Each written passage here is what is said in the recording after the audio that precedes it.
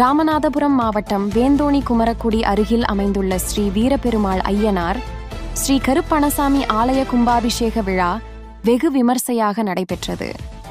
கும்பாபிஷேக விழாவையொட்டி கடந்த வாரம் யாகசாலை பூஜையுடன் கும்பாபிஷேக திருப்பணிகள் தொடங்கியது. வைகை ஆற்றில் இருந்து புனித நீர் எடுத்து வரப்பட்டு கணபதி ஹோமம், தனபூஜை, மகாலட்சுமி ஹோமம் உள்ளிட்ட சிறப்பு அபிஷேகம் செய்யப்பட்டது.